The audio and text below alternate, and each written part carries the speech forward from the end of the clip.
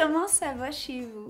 Ici, ça va bien, ça va vite, mais c'est le printemps qui se pointe le bout du nez et ça fait du bien. Et aujourd'hui, j'avais le goût d'une recette nostalgie. Vous savez, c'est ces recettes à saveur de notre enfance. C'est une des recettes que ma maman faisait dans presque tous les buffets quand j'étais jeune. On était toute une trolley de cousins. Et quand on se voyait, c'était un plat que j'adorais à chaque fois et qu'elle faisait jamais juste pour notre petite famille parce que c'est une recette apéro, c'est une recette buffet, mais c'est une recette qui se fait totalement juste pour votre petite famille. Faites pas comme ma maman. Faites-le pour vous. C'est des petites boulettes hors d'œuvre, dont des petites boulettes apéro, sauce barbecue de l'Ouest. C'est ultra rétro, c'est ultra réconfortant, c'est tellement bon. Cette vidéo vous est présentée en partenariat avec le nouveau ketchup Pastène.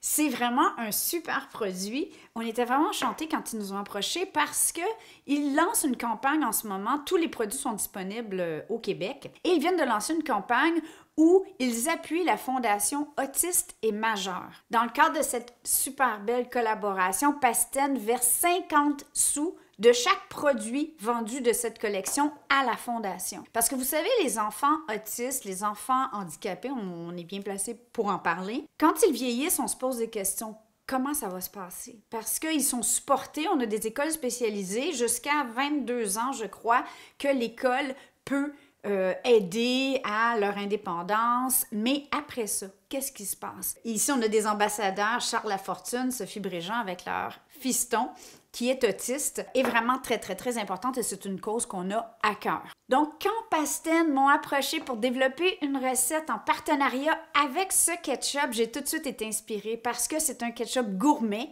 qui est fait d'ingrédients de qualité supérieure, qui est fait ici au Québec. Puis ça m'a tout de suite rappelé la recette de petites boulettes apéro de ma maman. Et en prime, parce qu'on continue notre superbe série de cuisine au air fryer, on fait cuire nos petites boulettes au air fryer et c'est magnifico!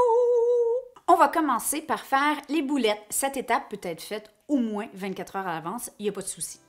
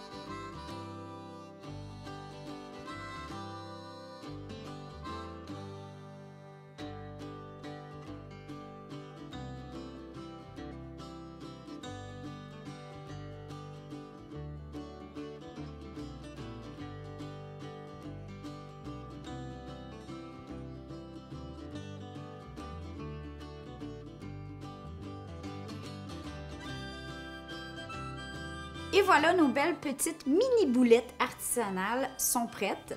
Je les avais faites à l'avance, donc cette étape-là est réglée. On est prêt à faire la sauce magique.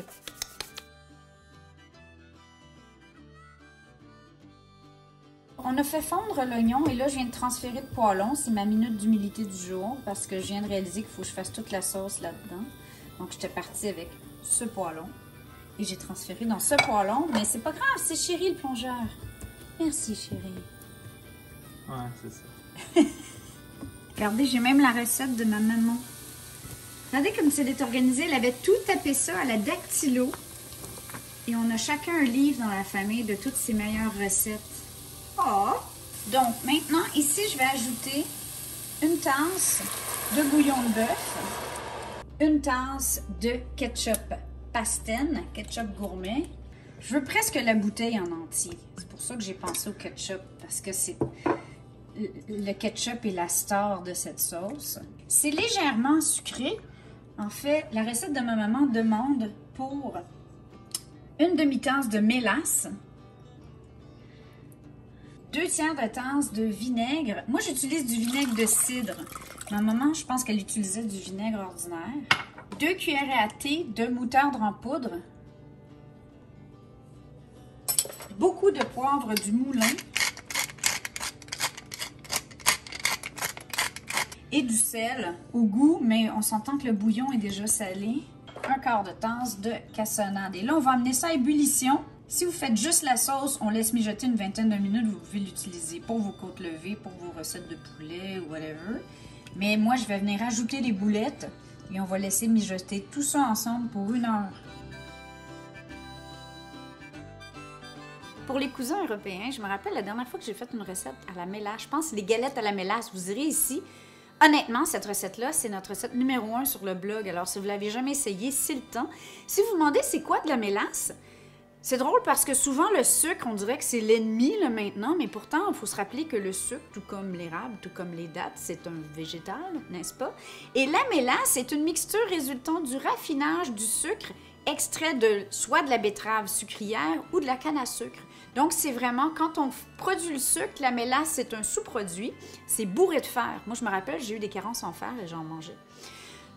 Mais pas à cuillère. Hein? Et le ketchup, petite histoire mignonne, au début du 18e siècle, cette sauce arrive sur les tables du peuple malais. Donc, aujourd'hui, c'est la Malaisie et Singapour, où les colons anglais l'ont découverte. Ils l'ont ramenée au pays de British. En Malaisie, on appelait cette sauce kikap ou kekap. Et les Anglais ont décidé de l'appeler ketchup. Ah, maintenant, vous allez vous coucher plus intelligent avec mes boulettes rétro.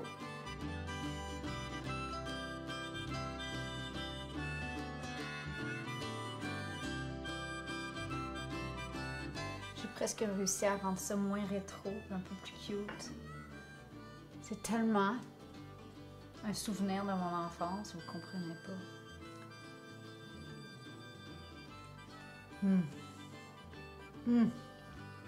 Que ce soit juste pour votre petite famille ou pour un buffet, c'est réconfortant, c'est chaud. Tu sais, les buffets, à un moment donné, c'est toujours des petits sandwichs. En tout cas, faites-le. Moi, je m'en prends une deuxième. On vous aime. Mouah! Merci aux commanditaires. Basten, votre ketchup est magnifique dans cette recette. Ma maman serait très fière. Ciao, ciao!